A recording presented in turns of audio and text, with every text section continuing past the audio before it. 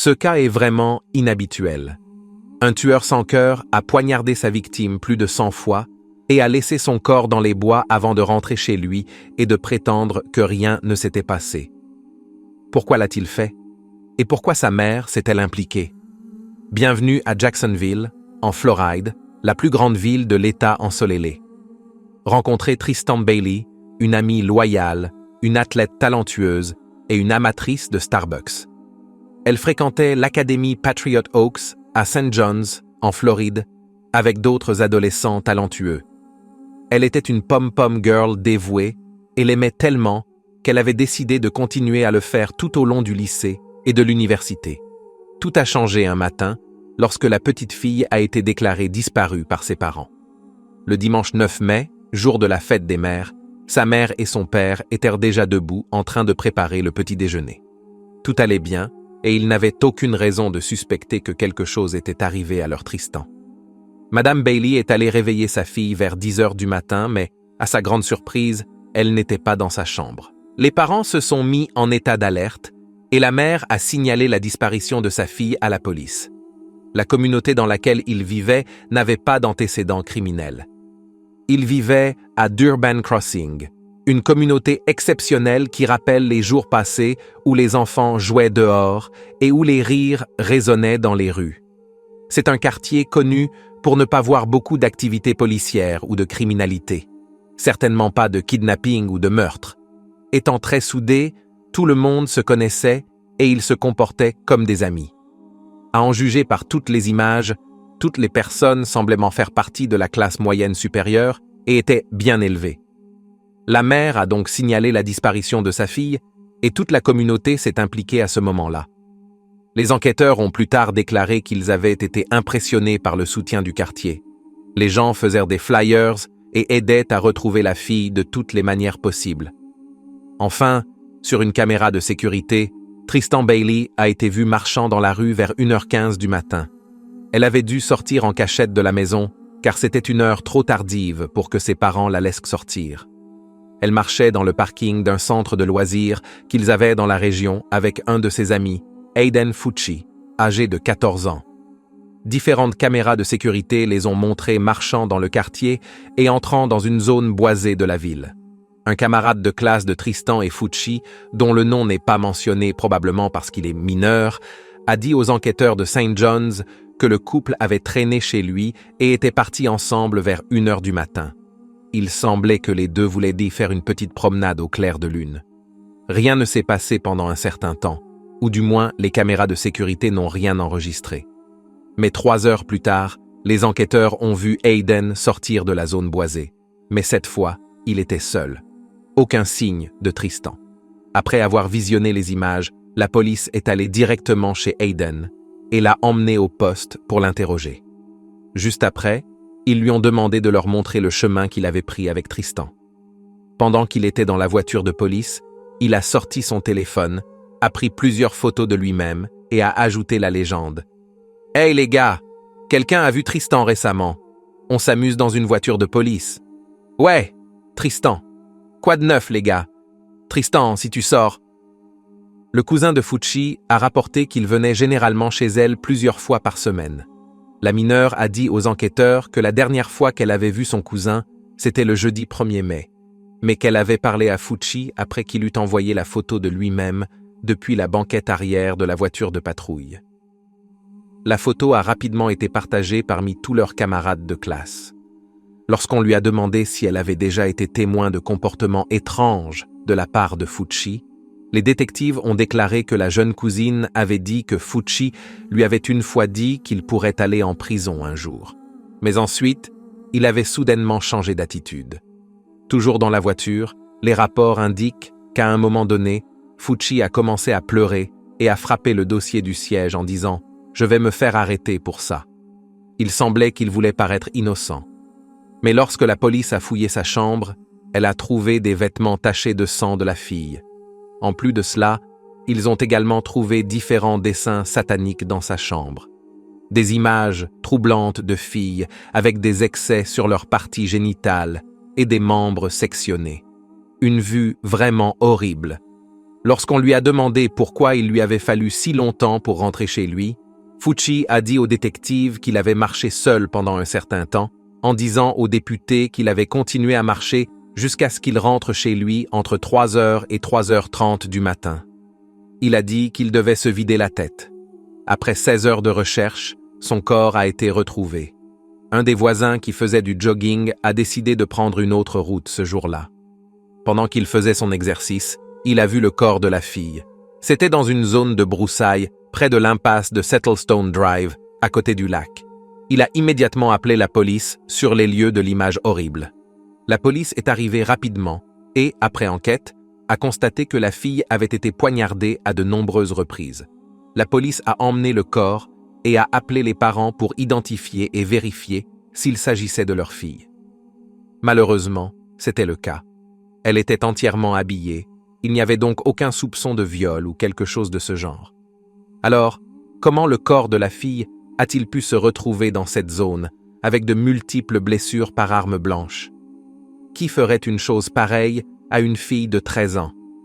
La communauté a rapidement découvert ce qui lui était arrivé, et, bien sûr, s'est impliquée.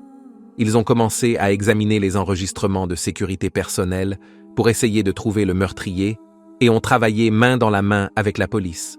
Comme son corps a été retrouvé près du lac, les autorités ont passé des jours à fouiller le plan d'eau. Ils n'ont pas dit exactement ce qu'ils cherchaient, mais on supposait qu'ils cherchaient l'arme du meurtre. Hayden, étant le principal suspect, a ensuite été envoyé en détention pour mineur à St. John. Sa première comparution devant le tribunal s'est faite via Zoom et les images ont été diffusées en ligne. Le juge a déclaré qu'il y avait des raisons probables de maintenir le garçon en détention et a ajouté qu'il y resterait jusqu'à la fin du mois de mai, lorsque le procès pourrait commencer. Après la détention du garçon, l'un des enquêteurs qui travaillait dans la région depuis plus de 10 ans a déclaré qu'il se sentait très confiant quant à l'affaire.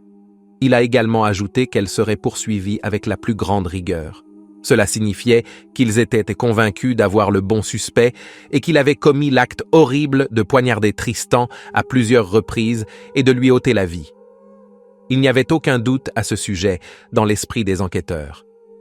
La nouvelle de sa mort a franchi les frontières de la communauté et s'est répandue à l'échelle nationale. Les gens se sont exprimés sur les réseaux sociaux pour exprimer leurs regrets, mais aussi leur dégoût envers Hayden. Ils ont utilisé des plateformes comme Instagram, TikTok et Twitter pour exprimer leurs opinions personnelles. Bien sûr, d'autres ont décidé de prendre le parti d'Hayden en disant qu'elle méritait ce qui lui était arrivé et que la police devait le libérer. Comment quelqu'un pouvait-il soutenir le meurtrier? Cela n'avait tout simplement aucun sens pour nous. D'autres ont écrit des légendes différentes dans le genre de « c'est ce que je dois faire pour devenir célèbre », signifiant qu'il devait tuer quelqu'un pour être connu à travers le pays. Ils associaient cet acte horrible à un moyen de devenir viral. En dehors de cela, certains essayaient de dire que d'autres personnes étaient impliquées, comme ses amis, et que Tristan avait été agressé avant d'être assassiné. Tant de fausses rumeurs circulaient sur Internet que la police a dû publier une déclaration officielle pour séparer les faits de la fiction. Les enquêteurs ont essayé de comprendre le mobile, s'ils l'avaient vraiment fait bien sûr. Les enfants allaient dans une très bonne école, classée dans le top 5% des États-Unis. Ils venaient de très bonnes familles et avaient apparemment reçu une éducation exceptionnelle. Alors, qu'est-ce qui a conduit à ce meurtre horrible? Eh bien, Hayden n'avait en fait pas grandi là-bas. Il avait déménagé avec sa mère seulement 6 mois avant le meurtre. On peut donc dire que même s'il était inscrit dans la même école et vivait dans le même quartier que les autres, il n'avait pas nécessairement les mêmes valeurs et morales. Selon l'interview d'un officier de police, son opinion était que le garçon de 14 ans n'était rien de plus et rien de moins qu'un tueur de sang-froid. Mais pour le moment, Hayden était innocent jusqu'à preuve du contraire. Plus tard dans l'enquête, le garçon, bien que toujours mineur, a été retiré de la détention pour mineurs et arrêté en tant qu'adulte en attente de son procès. Lorsqu'on a demandé aux journalistes si Hayden partagerait son espace de détention avec les adultes, un officier a déclaré qu'il ne le ferait pas momentanément, même s'il serait jugé en tant qu'adulte. Il serait gardé séparé des autres détenus. Mais comme vous le verrez plus tard, cela n'a pas duré longtemps. Ces accusations consistaient en un meurtre au premier degré, signe que l'ensemble du procès serait traité avec le plus grand sérieux. À ce moment-là, il avait été spéculé que s'il était reconnu coupable, il risquerait la prison à vie sans possibilité de libération conditionnelle. Bien sûr, beaucoup de gens pensaient que c'était inhumain, même si ce qu'il avait fait à cette fille de 13 ans était impardonnable. Vous vous demandez peut-être pourquoi ils ont décidé d'être si sévères avec lui. Vous vous souvenez quand nous avons mentionné que la petite Tristan avait été poignardée plusieurs fois? Eh bien, il est apparu que ce nombre était incroyablement élevé. Tristan Bailey a été poignardé 114 fois. Le tueur ne montrait aucune pitié ni aucun remords. Cela représentait 113 occasions de se rendre compte que ce qu'il faisait était mal et de s'arrêter immédiatement. Le nombre de blessures indique clairement une intention de tuer. En fouillant le lac, les plongeurs ont finalement trouvé l'arme du crime. C'était un couteau pliant, typique, et ils étaient convaincus qu'Aiden l'avait utilisé pour poignarder son ami, car une partie de la lame manquait et a ensuite été retrouvée logée dans le crâne de la fille, dans l'une des plaies. La police pense que la seule raison pour laquelle il s'est arrêté à 114 coups de couteau est que la lame s'est cassée. Il aurait peut-être causé plus de dégâts si la lame était restée intacte. 49 de ces coups de couteau ont été considérés comme des blessures défensives, signifiant qu'ils étaient sur les mains, les bras et les jambes, indiquant que Tristan s'est battu pour sa vie jusqu'à son dernier souffle. Elle n'a pas abandonné facilement. Elle a rendu son travail aussi difficile que possible, mais à la fin, cela n'a pas suffi. À ce stade, ils avaient une quantité écrasante de preuves contre Aiden, et ils étaient très confiants que le garçon l'avait fait, même s'il n'avait toujours pas admis être l'auteur du crime. D'autres éléments de preuve étaient les déclarations de certains de ses amis. La police a interrogé des personnes, et selon elle, Aiden disait à ses amis proches et à sa petite amie depuis quelque temps qu'il voulait tuer quelqu'un. Il semblait qu'il avait une envie à l'intérieur de lui. Une envie de mettre fin à une vie innocente sans aucune raison. Il aurait également ajouté qu'il le ferait dans les 30 jours et qu'il traînerait sa victime dans les bois et la poignarderait. Ces mots sont sortis de sa bouche exactement 1 mois avant qu'il ne prenne la vie de Tristan. Il a donc tenu sa promesse. L'amie de sa petite amie a également déclaré qu'elle n'avait jamais aimé le garçon, affirmant qu'il était insensible et sans émotion. Ce sont des traits typiques d'un tueur en série. Selon le procureur de l'État, il ne faisait aucun doute dans son esprit qu'il s'agissait d'un meurtre prémédité au premier degré. Aiden voulait le faire et l'avait planifié depuis un certain temps, mais il n'avait pas de victime en tête. Tristan a eu la malchance d'être là à ce moment-là. La famille de la victime a parlé plusieurs fois aux médias. Ils ont ouvert leur cœur sur ce qui est arrivé à leur fille et voulaient que d'autres petites filles entendent l'histoire de Tristan pour qu'elles puissent être en sécurité. De plus, ils voulaient que d'autres parents comprennent que les adolescents peuvent aussi être dangereux et qu'ils doivent surveiller leurs enfants, surtout s'ils présentent des traits comportementaux étranges. Bien qu'il y ait eu un grand nombre de personnes qui les soutenaient et envoyaient des fleurs à leur domicile et à la tombe de Tristan, d'autres leur envoyaient des menaces de mort. Il est certain que, comme la majorité des personnes parlant du meurtre étaient des adolescents, certains d'entre eux étaient ceux qui menaçaient la famille. Peut-être parce qu'ils ne comprenaient pas la gravité de la situation ou peut-être parce qu'ils trouvaient cela drôle. La police a pris la parole publiquement en déclarant que ces menaces entraîneraient des conséquences légales. Ils ont fait cela pour protéger la famille déjà dévastée. Les choses ont pris une tournure étrange. Il semble que la mère d'Aiden ait été arrêtée pendant l'enquête pour un crime de falsification de preuves. Elle aurait, après avoir vu que son fils était arrêté, pénétré dans sa chambre avant que la police ne commence à fouiller et pris son jean qu'il portait la nuit du meurtre et l'a lavé dans l'évier pour enlever le sang. Comment la police a-t-elle découvert qu'elle avait lavé le jean? Eh bien, à l'intérieur de leur maison, la mère avait installé des caméras de sécurité et lorsque les autorités ont pris les vêtements, elles ont également confisqué les enregistrements, voyant la femme commettre le délit. Dans la maison, pendant le lavage du vêtement, Il y avait une autre personne qui a dit à la mère d'Aiden de ne pas le faire car elle aurait des ennuis. Mais la femme n'a pas écouté et a continué à laver les taches de sang. Elle semblait stressée et courait dans la maison tout en regardant par la fenêtre.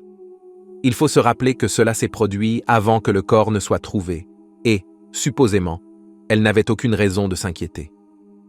Il ne s'avère pas encore que Tristan était morte. Elle n'a pas passé beaucoup de temps en prison, étant libérée peu de temps après son arrestation. Plus tard, des informations sur l'un de ses entretiens au poste de shérif ont été rendues publiques. Aiden était là avec ses parents après l'interrogatoire. L'officier a quitté la salle. La famille est restée seule, les trois ensemble, sans savoir qu'ils étaient encore enregistrés. Les deux adultes ont dit à Aiden qu'il devait s'en tenir à son histoire. Cela pourrait signifier qu'ils savaient depuis le début ce qui s'était passé, mais qu'ils avaient décidé de garder le silence. Ceci n'est que notre spéculation. Son histoire était qu'ils avaient marché vers les bois. Fucci a admis que Tristan n'avait pas tourné dans sa rue. Ils avaient continué à marcher ensemble vers le North Durban Parkway. Lorsque les deux ont passé Leith Hall Drive, Fucci a dit aux enquêteurs que Tristan avait attrapé son pénis, ce qui l'a énervé et une dispute a éclaté.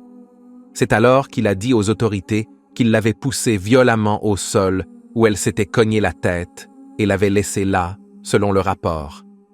Une autre chose qui s'est produite pendant l'interrogatoire est qu'Aiden a été interrogé pour savoir s'il portait un jean cette nuit-là.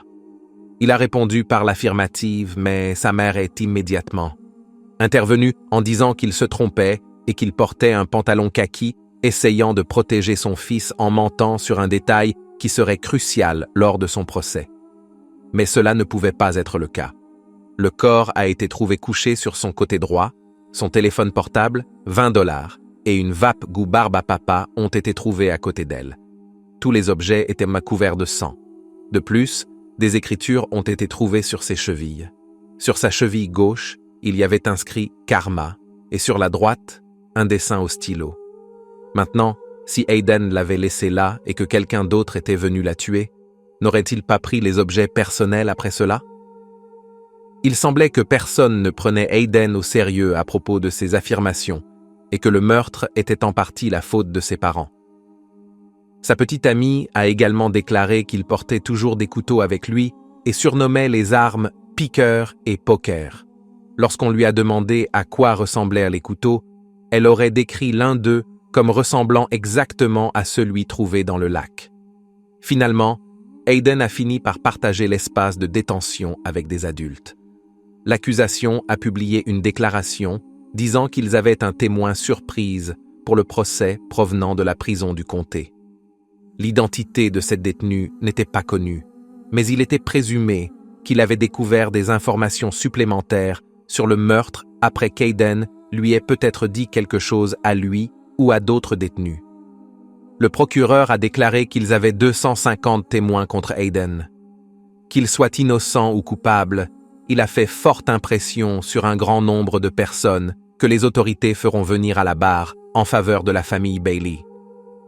Avant son audience préliminaire de routine, Aiden Fucci, accusé de meurtre à l'âge de 14 ans, est apparu sur un flux vidéo depuis la prison du comté de Duval, portant une combinaison orange et une expression confuse. Il a été menotté et conduit dans une pièce avec un téléphone pour qu'il puisse entendre les procédures judiciaires. Il semblait effrayé et regardait autour de la pièce avec une expression confuse et hébétée. Il agissait comme s'il ne savait pas où il était. Un garde est entré dans la pièce et a décroché le combiné du téléphone du mur et l'a remis à Fucci, qui a rejeté en arrière ses longs cheveux et a continué à avoir l'air désorienté en tenant le combiné à son oreille. Le temps qu'il avait passé en prison l'avait-il atteint? Il a ensuite commencé à se balancer d'avant en arrière sur son siège, en regardant autour de la pièce avec confusion et en marmonnant. À un moment donné, on l'entend parler de démons, disant que les démons prendront son âme et qu'il en était sûr. Mais ce n'était pas tout. Il demande ensuite ce qui se passe avant de dire d'un ton plaintif « Pourquoi suis-je ici? Je veux juste parler à ma mère et mon père. Que se passe-t-il? Que se passe-t-il » Le flux de Aiden Fucci a finalement pris fin et son avocat a déposé une renonciation au procès rapide, ce que font la plupart des accusés, et l'affaire a été reportée au 28 octobre. Un psychologue légiste non affilié à l'affaire a déclaré qu'après avoir visionné la vidéo du comportement de Fucci lors de l'audience, il ne serait pas surpris que l'adolescent subisse une évaluation de la compétence mentale. Le docteur a dit que Fucci semblait désorienté et confus, et qu'il était difficile de dire s'il simulait une maladie mentale ou s'il souffrait réellement d'un trouble mental. De son point de vue, cela semblait authentique, étant donné le comportement qu'il affichait et ce que nous savons par ailleurs. Diorencio a ajouté que les comportements antérieurs de Fucci joueront probablement un rôle dans l'affaire.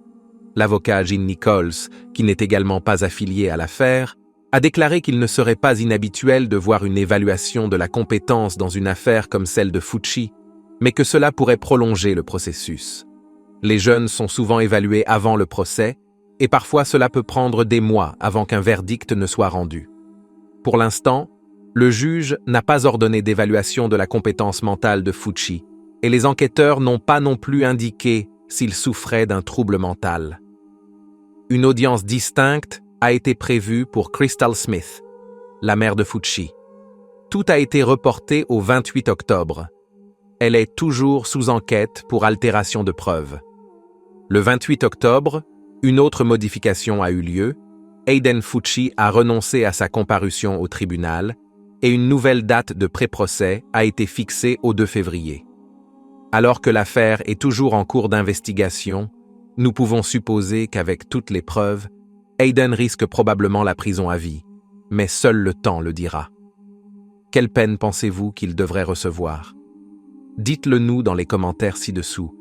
Si vous avez trouvé cette histoire captivante, n'oubliez pas de liker la vidéo, de commenter ci-dessous votre avis et de vous abonner à la chaîne.